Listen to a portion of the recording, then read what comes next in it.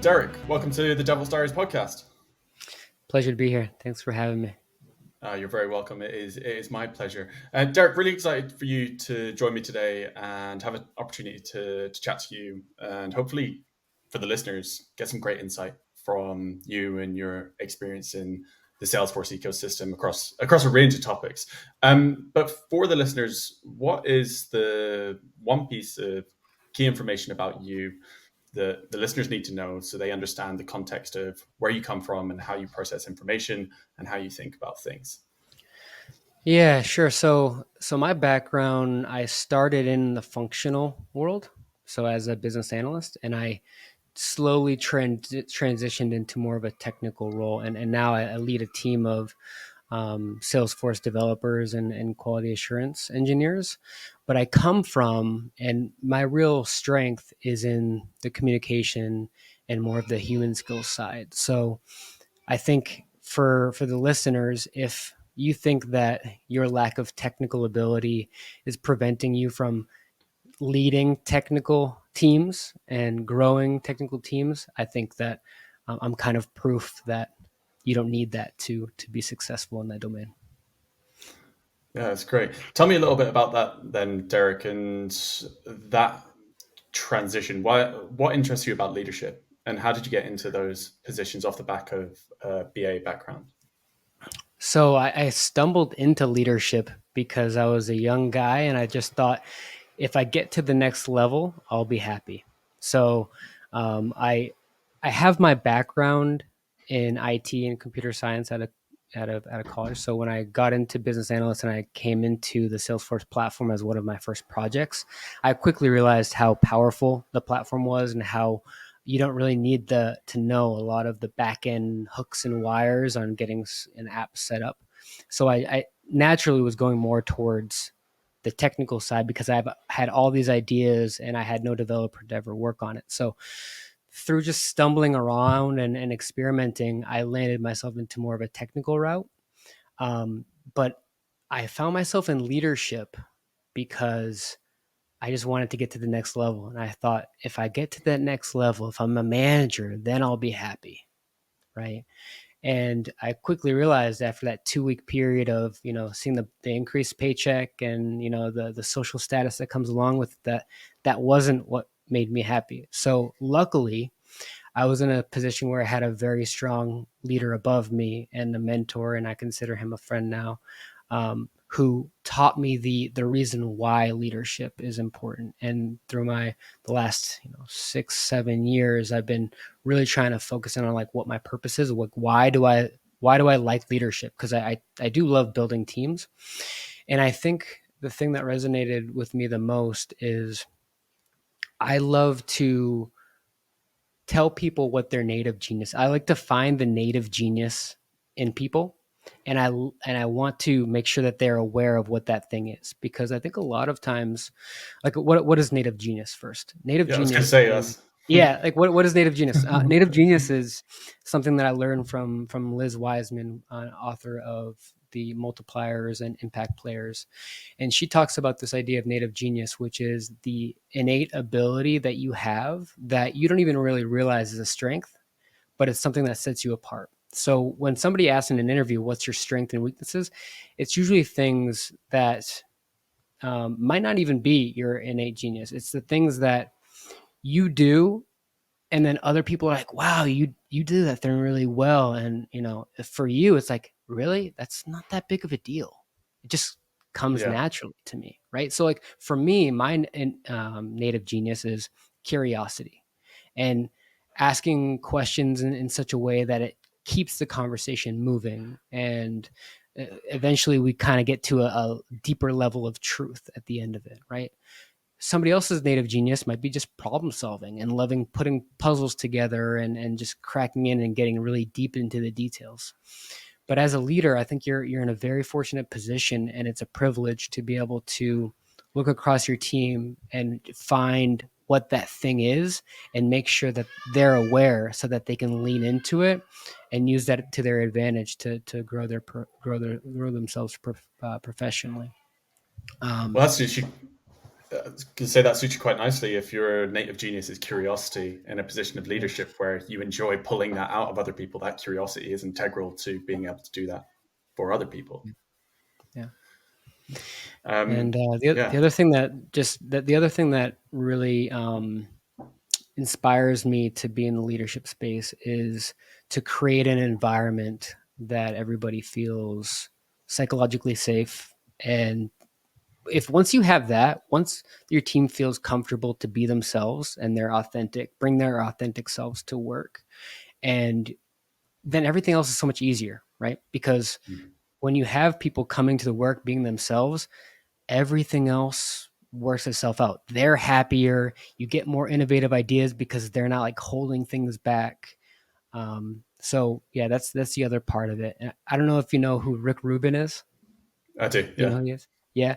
So Rick Rubin, for the listeners that don't know, he's like a producer that's produce everybody from Jay-Z to Metallica to System of a Down.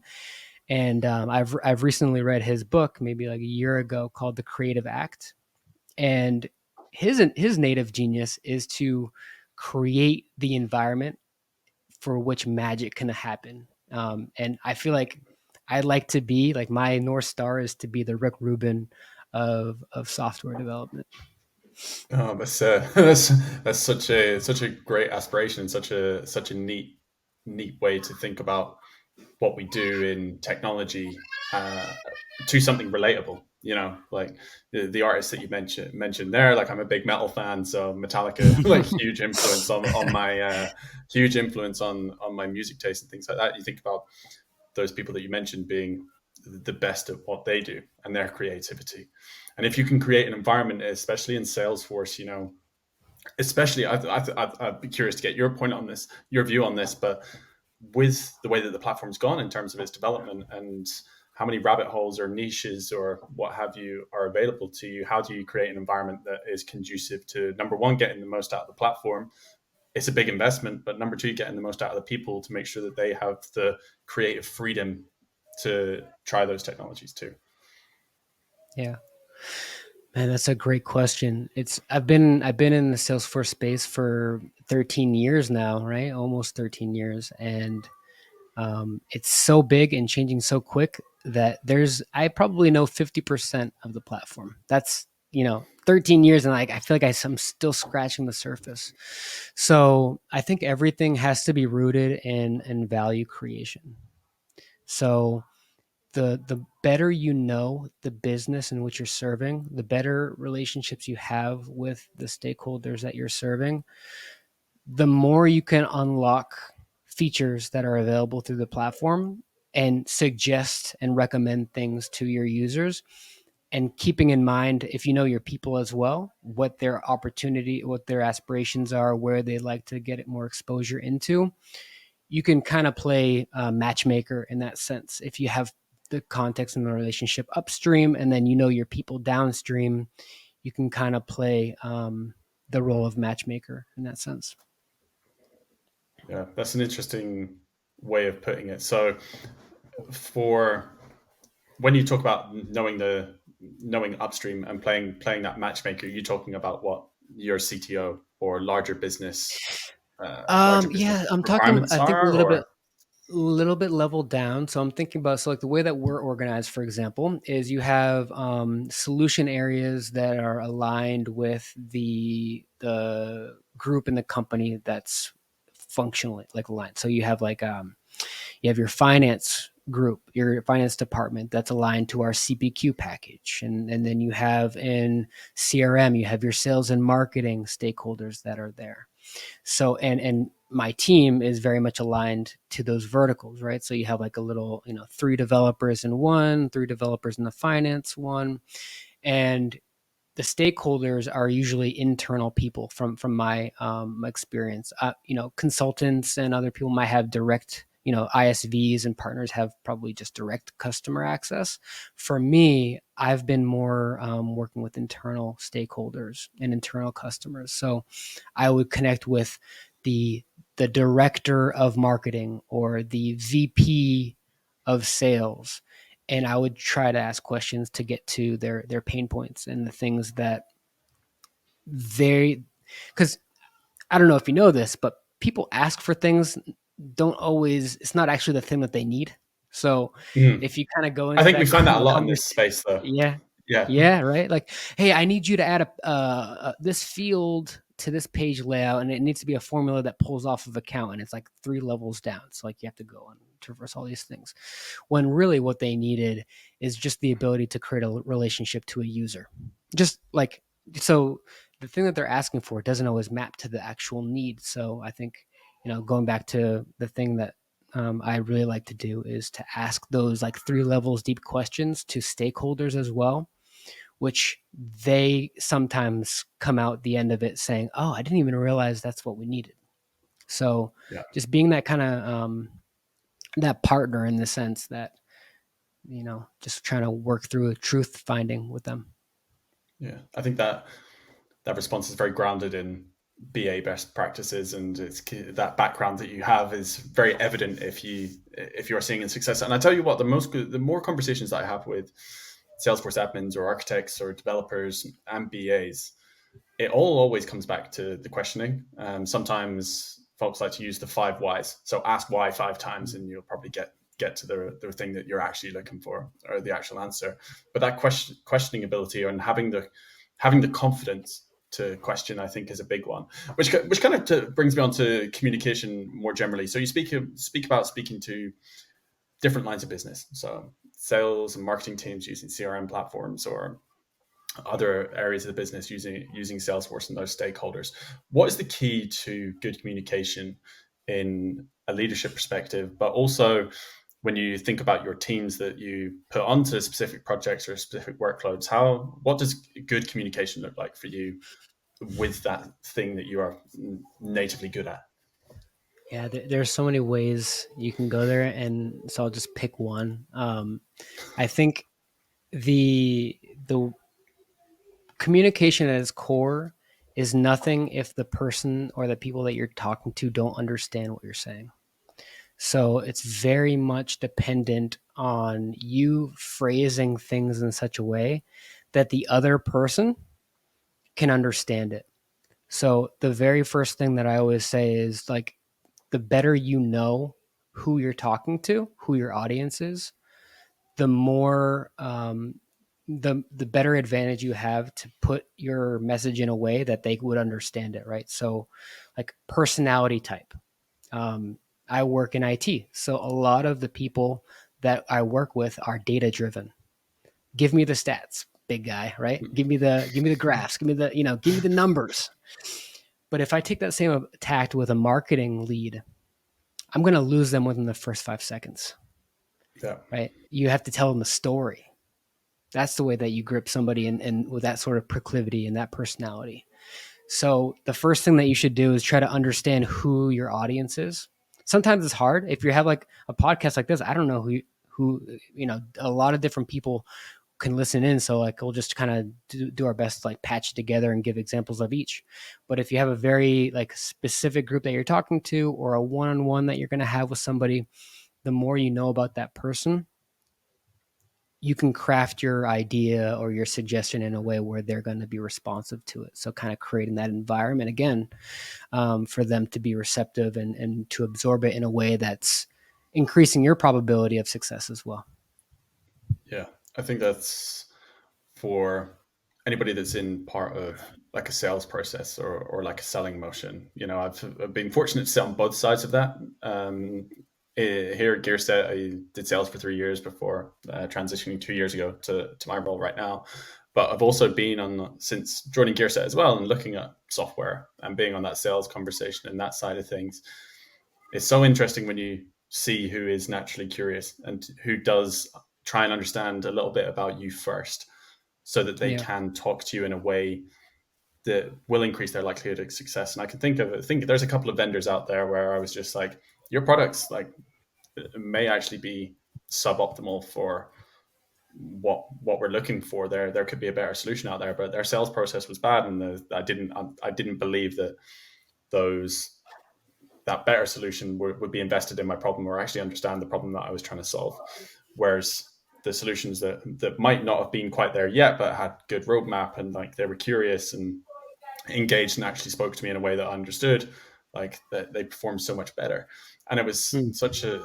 glaring such a glaring difference when you've done both sides of those coins. And I think that's one of those situations I've been in where I feel fortunate that I've seen both sides of that, because I understand the impact that it has in how decisions are Yeah, I made. think, and especially from the perspective of technical ability and technical teams, I think with the new advent of AI and the new world that we're living in, like gone are the days of the basement developer. I think that I'm becoming more.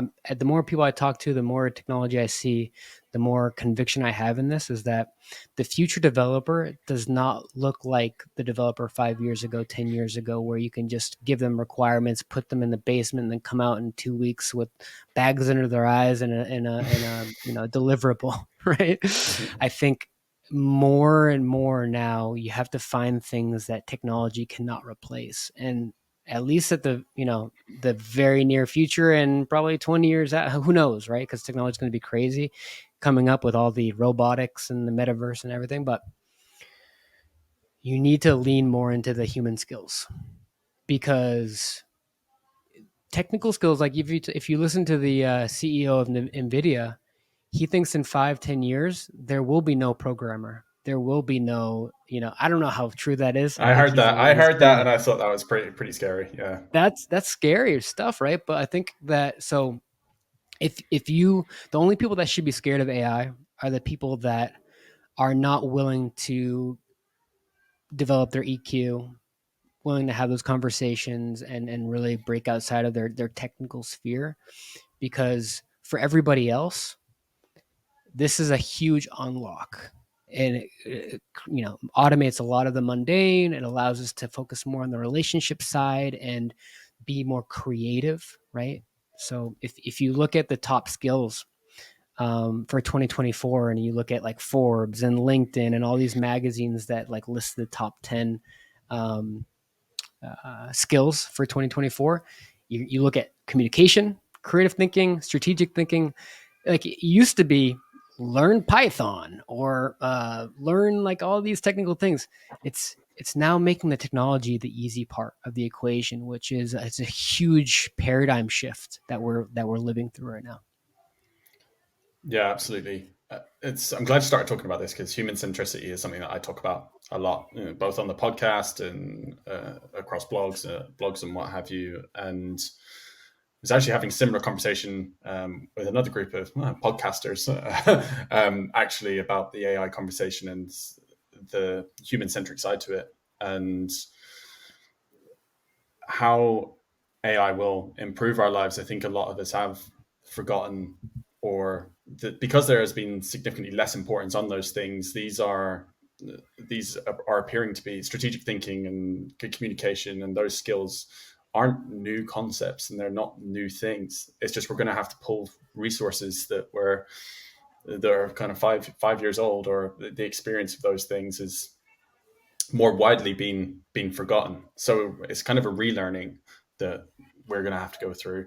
And people that have been doing these kind of activities. So if we think about everything that you've spoken about so far, that's something that you've been very intrinsically motivated by continuously through your career. So that puts you personally in great stead for what is going to happen with technology in the long run. What do you perceive the biggest challenge people will face as we look towards that shift? Or and are there any examples in from teams that you've worked in, or people that you've coached or mentored, where you've really had to work hard, and what is stopping them from becoming good communicators or being able to think strategically about problems?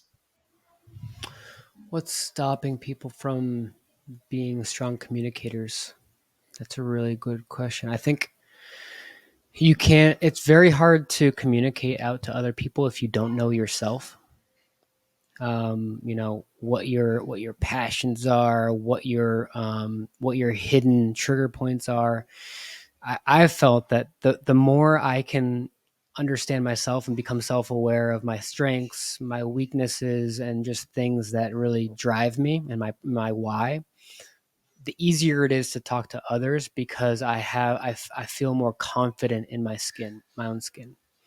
I think that for a lot of people, It's a hard thing to be completely honest with yourself. If you don't have a strong communication background and you are shy and you get anxious in social situations, and that's just not a natural thing, I think a lot of people are not okay with completely being 100% honest with themselves and say, where am I? What's my starting point today?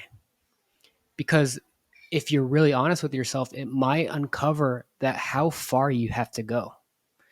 And it might even be humiliating to yourself if you put yourself in that position where, like, what does success look like today? Taking baby steps. Mm. I haven't talked to somebody in person for like a month. My first step is going to be going to the grocery store and saying hi to the cashier. Right? To a lot of people, that's kind of humiliating. But if you have that humility and just being okay and accept yourself for where you are today, then it's much easier to incrementally get to that point where, who knows, now you're going to become friends with that.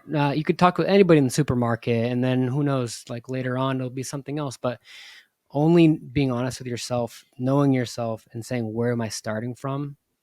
I think that's the foundation for everything, not just communication, but for a lot of different things in life. Yeah, that's quite profound. um, as a starting point, and do you think? Here's a question to follow on from that. I guess. Do you think the state of the world of work where we are right now, there's a lot of high pressure. The organizations are super results driven, exacerbated by the fact that we've been slash are going through a recession, depending on who you ask or Mm-hmm. what have you. Um, with there's there seems to me very often to still that the fear of failure, and because everything is on a pedestal and there's such high expectations of everybody in every organizations, taking that first step and looking at yourself in that view, and being confident enough to do that is a real problem because of Yeah. the general status quo is excellence Mm. in a lot of places. Would you say that that's fair? And Oh, totally. or would you say that that's fair? And if do you think that leadership generally, whatever industry that you work in, would be willing and open to more direct dialogue, a more frank and open dialogue? Because you talked earlier about creating emotional safety for people in their teams and organizations, and if you're able to do that, then you're likely to have people look at themselves with from a more humble lens and go, actually, this is hard for me, but I need to take these steps, and I'm in an organization, I can do it. How ready do you think generally the workforce and leadership in workforce is for that approach? Such a great question, and I probably don't have the best answer. Um, but what I will say is that performance culture is a real problem, but it's a reality that we all go with. And I feel like now with AI and all these pressures within the economy, it's exacerbated it, and it hasn't gone the other way. It's been going more intense, right?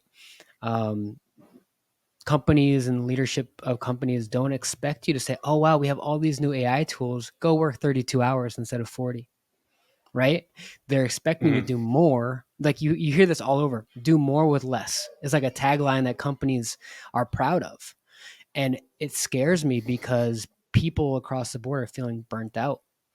Like every industry, the burnout is crazy, and I think it's exacerbated by the cost of living going up. It's so expensive to buy homes. It's so expensive, like the eggs at the supermarket's going up, and our pay is not. The middle class is getting squeezed, and there's more expectations on the middle class as well at the same time. And then there's this whole thing of like, I'm all about everybody being in the workplace, but there's almost too much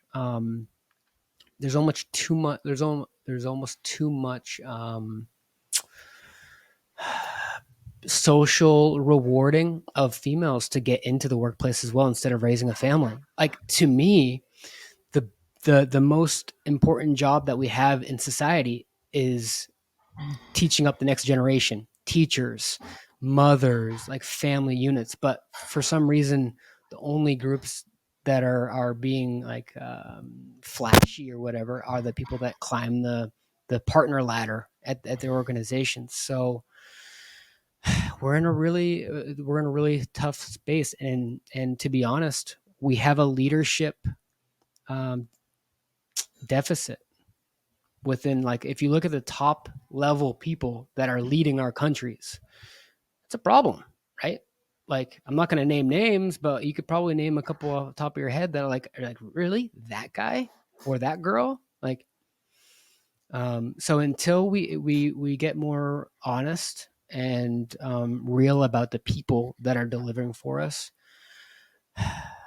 the problem is much bigger than me, and I don't think I have the good answer. But I see what you're seeing, right? It's you would think that AI is like this big promise. Oh, we're going to be able to do more, so that means like you can do less. But it's the exact opposite. Your 40 hours is still expected of you, but you're expected to do more because you have more technology. So what is the thing that's going to be the the launch pad to break that narrative? I don't know.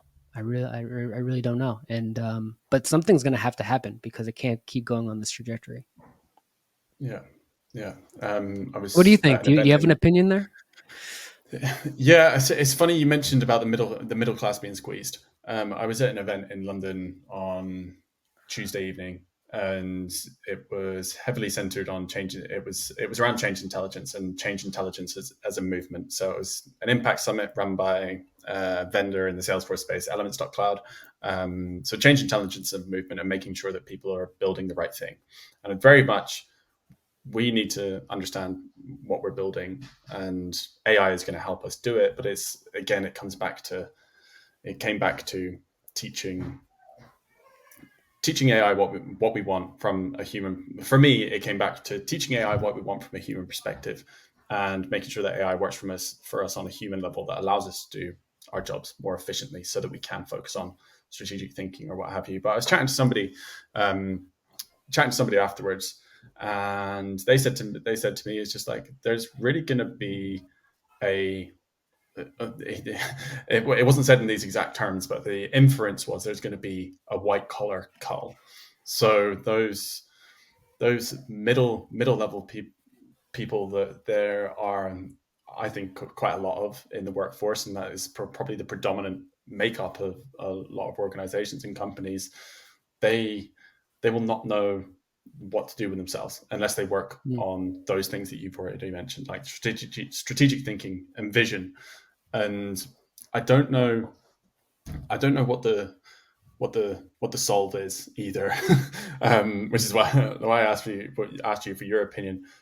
But I think there is maybe, generally speaking, across everybody that I speak to in all the organizations that they work for, the ones that are happier, there seems to be a better connection between top tier leadership and employees at the bottom of the org chart.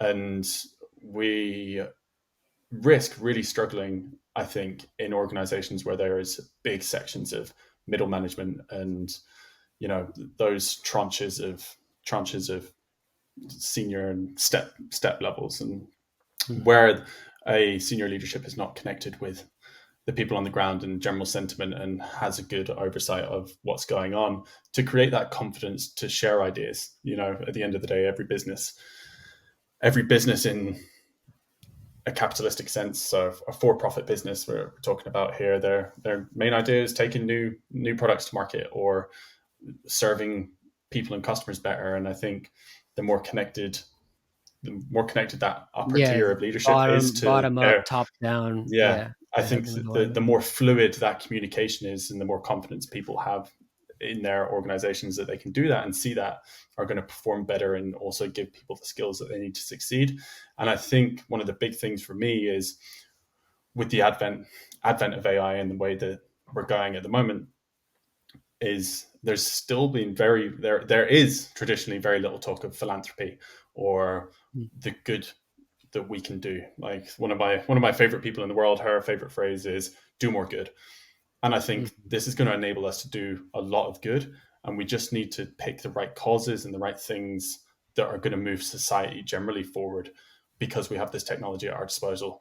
Yes, we don't have to work 40-hour weeks now. You mentioned we can go down to 32 with the same level of productivity. Let's do that, and then let's dedicate those 8 hours to pushing society forward and realigning the world on better values and where we go. Yeah. So that is what I Yeah. hope happens. That's, I mean, that's beautiful. I'm with your mission there. And while you were talking, like this metaphor popped in my head of like, you know how cable has been dying, and like podcasts and, you know, more long form have been kind of taking its place, and streaming has been taking the, and you see like these monolith news organizations now really panicking because they're losing market share, and they're, you know, they're the way of the horse when the car was invented. I almost feel like we're due for a similar thing with business, where if like back in, you know, before the internet, before all the, like, we would not have a podcast, right? Like this podcast is so easy to spin up, and you just kind of pop on and you have a conversation with anybody anywhere. Business is very much lagging in that. But I do think that with the advent of AI, it allows less people to do more. So maybe one potential outcome is that we have a more decentralized economy, rather than all of these big organizations that are kind of controlling everything, right? Like, and then we become more about like the platform that you're on, and any, like, everybody can be like little pockets of teams, and more of that that freelance sort of vision. Like maybe that's where we go with AI, and that would be amazing, because then it really lets the market choose what they want to fall into with the business. And I don't know about you, but I'd much rather go work for the person that's empathetic, down to earth, willing to listen, creates a psychologically safe environment any day of the week, right? And twice on Sunday. And I just think right now people don't have that optionality. But if it was there, it would really put a lot of pressure on some of these big organizations where that disconnect you were talking about exists. Yeah, yeah, no, absolutely, absolutely. Could take this super weird weird direction next, and you know Let's go there. I I'm think weird, man. maybe I'm down to go weird. um, I, I, I think there is largely what we're talking about is all well and good.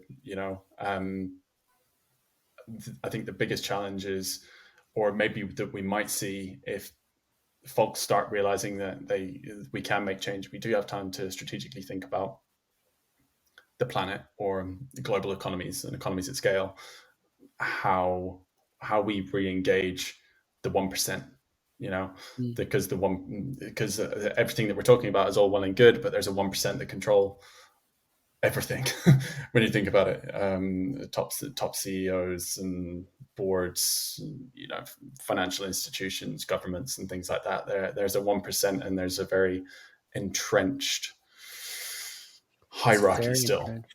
Yeah. And uh, will we? Will I don't. Uprising is not the right word, but I don't know. There could be. Revolution comes in a lot of different forms. I mean, I think in the middle of the Industrial Revolution, if you were to talk to people like me and you, we wouldn't know where it's going to end up, but we just can feel the ground shaking underneath us. I think that's just like, it's good to pontificate and think about this stuff, right? Because the world that my kids and your kids will grow up in is very different from Yeah. what we're even in today, and like the rate of change is only going to accelerate as all this stuff gets weirder and weirder.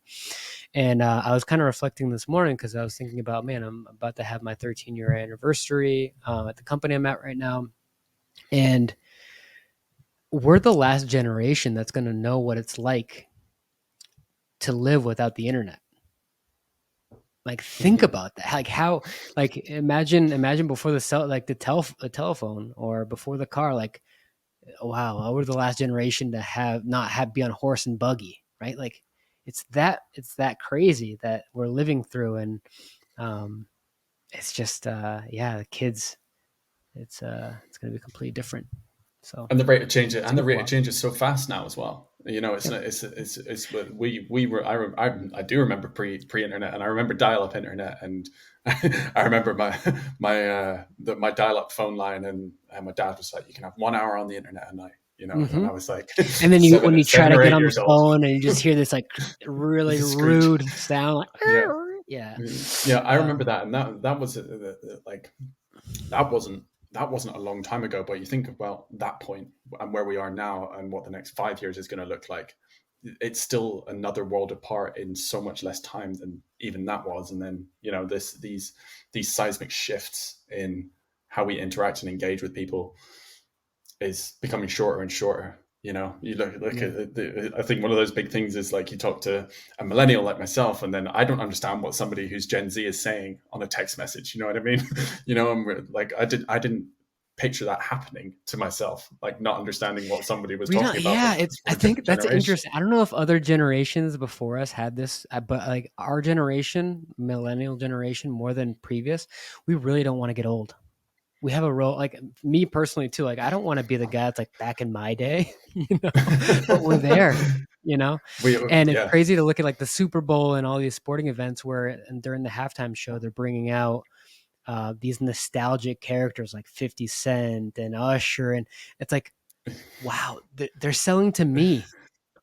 Oh my god, like back yeah in our parents' day, they would be selling to them. It's like we're now like the old folks in some respect. yeah It's just, yeah, interesting. yeah. You've just made me feel old, Derek. I appreciate that. Anytime, anytime. um, yeah. Want to talk about your podcast. So you have a podcast called the Workflow Podcast, correct? Yep. Um, why did you start it? And for listeners that have enjoyed this conversation, what can they expect if they head over there and have a listen? Yeah. So we've talked a lot about the core principles so far, like indirectly, but very specifically, my longtime friend who we met in college, Sam, and I had been talking about doing something together for a while, and we just didn't know what we wanted to do, but we kind of just were jamming back and forth, and we landed on education. Because we noticed that there was a significant gap within our school systems not teaching skills that would help them in in people's careers, and one of those aspects are human skills and communication. Like you don't see in schools, maybe now, like it's starting to pop up in places, but the traditional school system doesn't teach about emotional intelligence and the importance of communication and how to handle a new manager in an effective and civil way, how to what's the art of the question and asking questions. Like these sorts of topics are things that we wish we had 10 years ago when we got started in our profession. So our whole goal is like we want to give stories, real life stories, frameworks, advice, and just having a good time talking to ourselves 10 years ago. So the people that tune into our podcast can expect a lot of banter. We get silly at times, but we always come back into the core message of the episode of we want the listeners to walk away with some actionable insights into like how to take that and apply it to their everyday. And hopefully their end result of that is acceleration of their career, whatever that might be for them. Yeah. What's the one thing that you wish you told, or what's the one thing if you did go back 10 years that you could tell yourself 10 years ago? Know thyself. A very Eastern Buddhist sort of thing. But I think I really started seeing a shift and an acceleration in myself and everything else once I started looking inside myself and being introspective. Things like meditation, yoga. Um, I would have started that much earlier had I known the level of platform and foundation that would have given me. Um, I've always kind of I always kind of felt this, but I've always kind of like bounced around from thing to thing. I got interested in this and I get interested in that. Once I became like a master at some one thing, I think everything else around it fell into place more easily. Once you feel like there's a level of mastery that you have in one thing, then you feel like that's a good foundation you can always go back to. So it's like home base. If so, for me, it was communication and people skills and like just being self aware. For others, it could be something else. But I think I would have told myself, one, you're on the right path, but two, do a little bit more introspection and really think about like, why does this thing trigger you, right? Like, so I'll give you like a concrete example. um, for whatever reason, people that have an authoritative personality and rule with an iron fist really rub me the wrong way. Like my cheeks get red, just like kind of thinking about it because um, let's play role play. Like I come into a meeting and I'm like, Jack, you got to do this, this, and this. And there's no like purpose behind it or why or reason. It's just like, do this my way or the highway. For whatever reason, like growing up, that really triggered me. And I didn't know that for a while, but I would let my emotion bubble up and then it would go off in wrong ways and it would be detrimental to me. Right. So Your like, emotion dictates your response, right? Which isn't exactly. always a good thing, right? Exactly. So if I would have known earlier that the reason why I felt like that is because of when I was growing up, I was bullied, and that just really triggers an inner problem that I had. Like I created this shield back in the day, and I'll get really angry. The same thing happened in professional, just at a different scale and a different sort of setting. So if I would have known that about myself earlier, I could have saved myself a lot of heartburn from some backlash that I got throughout my career with similar situations, and I would have been able to navigate those things better. Yeah. I think every experience is a learning experience. It's also interesting that you can. I guess it's kind of speaks to what you're saying anyway. But it's interesting that you can reflect on that and recognize that and say, "Oh, I could have handled this Yeah, situation and differently." Now how I do know you that like? about myself. How do you teach self awareness? I that's that's a tough one, but I think everybody has the potential to. It just takes a lot of effort and like going back to the whole being honest with yourself. Some you just kind of have to face it and feel the You could, pain.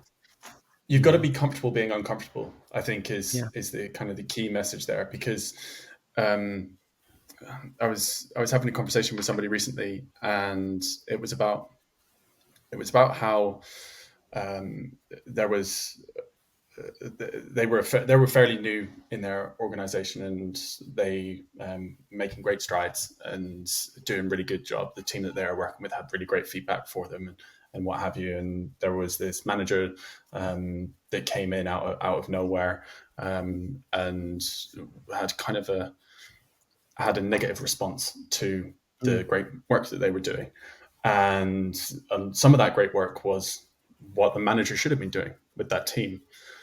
And I said to them, I was just like, well, what you've done is you've come in and you've held up a mirror and you've gone, I'm displaying all these behaviors that your manager feels like they should be displaying and have done, but haven't been doing. So that's what you're doing. And that's why they're having the response to that. That's not a you problem. That's their emotional response to what you've created. And I think that self introspection that you talk about and being able to look at yourself and with that lens is holding a mirror up to yourself and going, these are all the bits I don't like about myself. How do I Yeah. change them? You know, Yeah. um, I couldn't have said it better. Yeah. and that's the thing is a journey. If you're comfortable being uncomfortable, or get comfortable being uncomfortable, because I think every situation, there's a lot of situations in my life where I could say, yeah, I should have done that differently.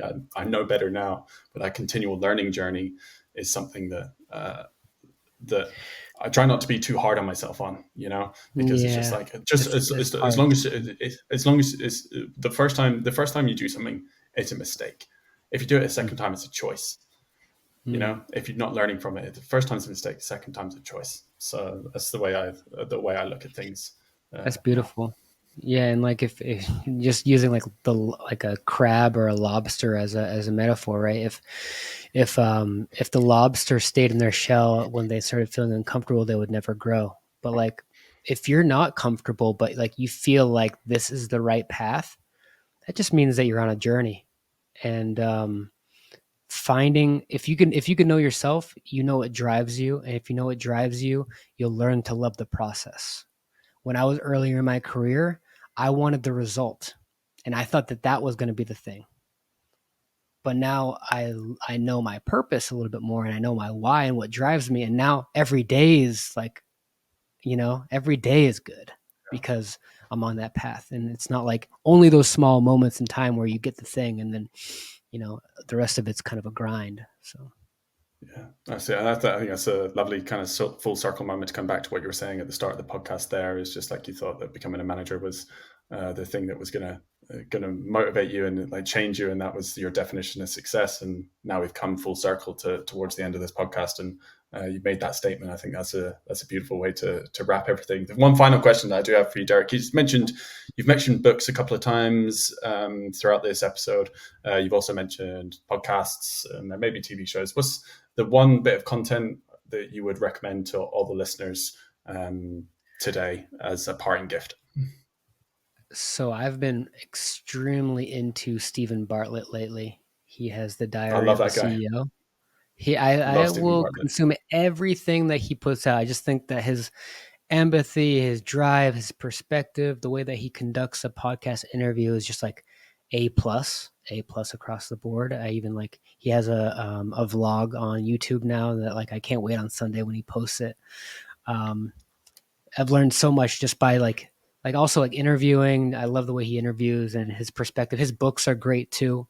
He's just like a young guy, but he is like wise beyond his years, and there's a lot of value that he creates from day to day. Mm-hmm. Mm-hmm. And he's got that by being curious. If as an also avid listener of Stephen Bartlett's podcast, Diary of a CEO, he gets there by being curious. The questions that he asks is great. And also, I would rubber stamp that recommendation for sure. Diary of a CEO, we'll link out to that in the description of the podcast. Derek, thank you so much for your time. Really hope that you've enjoyed your time on the podcast. It was a pleasure. I hope they've enjoyed it too. Thanks for having me, Jack. Thank you. Bye. You're welcome.